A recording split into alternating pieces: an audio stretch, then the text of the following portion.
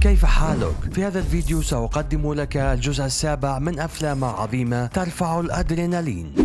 البداية ستكون مع فيلم سبايدر هاد. تدور أحداث هذا العمل في المستقبل القريب، وسنتابع شابان وجب عليهما أن يواجها ماضيهما في منشأة يديرها رجل أعمال لامع وصاحب رؤية علمية غريبة، والذي يجري تجارب على السجناء عن طريق إعطائهم مخدرات تؤثر على مشاعرهم بشكل غير عادي.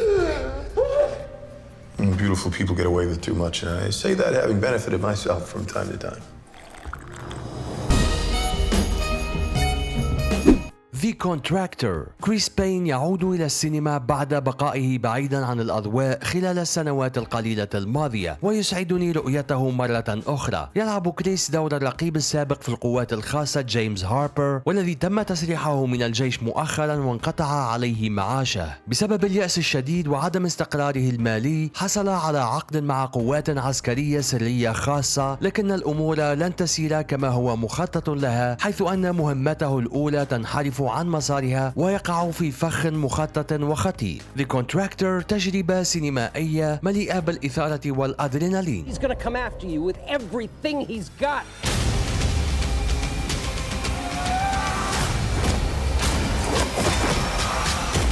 I'm going home. Take the Night. قصته حول مفاجأة عيد ميلاد غريبة بعض الشيء، حيث أن الأخ الأكبر طلب من محترفين القيام بعملية خطف مزيفة. ويليام الأخ الأكبر يتفق معهم لإجراء عملية اختطاف وهمية لأخيه روبرت، لكن المجرمين كان لديهم خطة أخرى. الفيلم به مشاهد أكشن رائعة، لكن الحبكة ليست في نفس المستوى، ورغم ذلك يبقى عملا يستحق المشاهدة. What are you gonna do? Fix your screw-ups, like I always do. Robert! No! أمبولانس. تدور أحداثه في لوس أنجلوس حول ويل شارب، رجل عادي من الطبقة المتوسطة وجندي سابق في أفغانستان، وهو الآن بحاجة ماسة إلى 231 ألف دولار لرعاية زوجته الطبية، فيتصل بداني شقيقه بالتبني الذي لديه ماض إجرامي لمساعدته، ويجنده للمشاركة في عملية سطو يمكن أن تجلب لهما أكثر من 30 مليون دولار، ولكن لا شيء بالطبع يسير كما هو مخطط له. أمبولانس فيلم إثارة يضخ الأدرينالين إلى أعلاه، ورحلة مثيرة من البداية إلى النهاية ستستمتع بها حتما.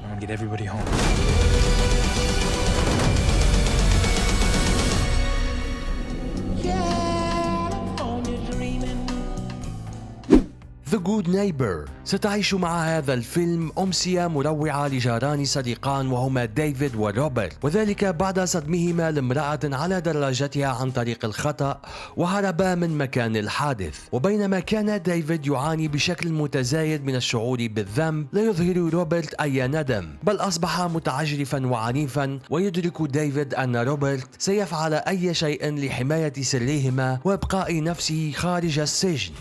I've been protecting you from the day I've met you.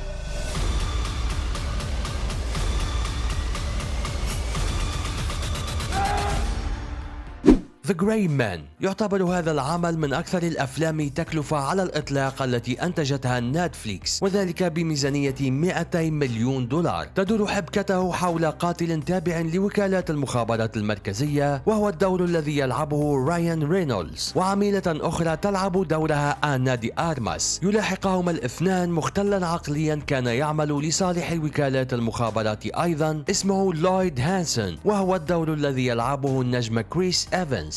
The Gray Man يمتلك كل ما يمكن أن تطلبه من فيلم من هذا النوع، به الكشف عن أسرار الوكالات الحكومية الفاسدة إلى سيناريوهات الرهائن المخيفة والكثير من الأكشن بالطبع. وبالنسبة لي هو أحد أفضل أفلام الأكشن على نتفليكس. Maybe not anybody.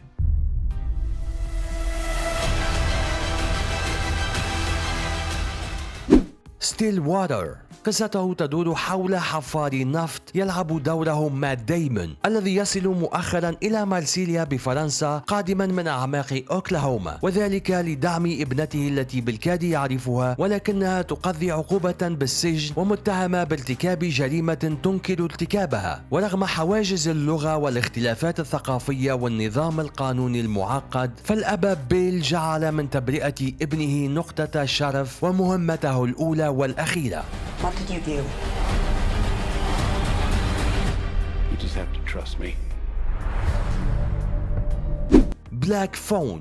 تدور أحداث هذا العمل عام 1978، حيث أصيبت إحدى ضواحي كولورادو بصدمة بسبب العديد من حالات اختفاء الأطفال، وذلك دون أثر لهم. فيني وأخته يرى رفاقهما يختفون واحدا تلو الآخر، ويخطفهم شخص غامض يدعى بذ جرابر. في يوم ما بينما كان فيني عائد من المدرسة، اقترب منه ساحر غامض يجوب الأحياء على شاحنته ويقوم باختطاف الطفل الصغير الذي يستيقظ بعدها في منتصف قبو مظلم منفصل عن العالم. لكن فيني لاحظ بسرعة هاتفا على الحائط غير متصل بأي شيء ولا يعمل، ورغم ذلك فالهاتف يرن. بقية الأحداث كي لا أحرقها عليك أتركك تكتشفها بنفسك لتستمتع بالكثير من التشويق والإثارة بهذا العمل.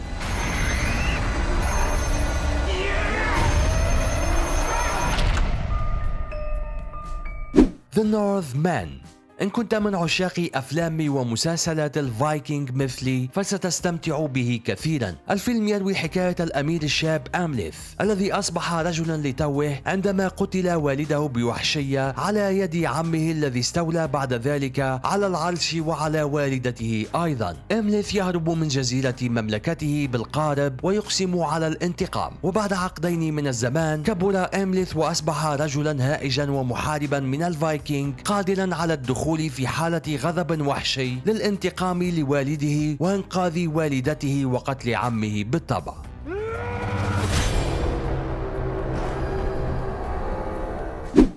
Prey من أروع الأعمال التي شاهدتها في 2022. قصته تدور قبل 3 قرون من الآن على أراضي الكومانش وحول فتاة تدعى نارو، محاربة شرسة ومهمتها الأولى حماية قبيلتها بمجرد أن يهددهم خطر. تكتشف يوما ما أن الفريسة التي تطاردها في الغاب ليست سوى حيوانا مفترسا ومتطورا للغاية شبيها للإنسان ويملك أسلحة حديثة. وسرعان ما تبدأ مواجهة حامية ومرعبة بين الخصمين ليمتد الصراع إلى أكثر من ذلك. Whatever did this, I can kill it.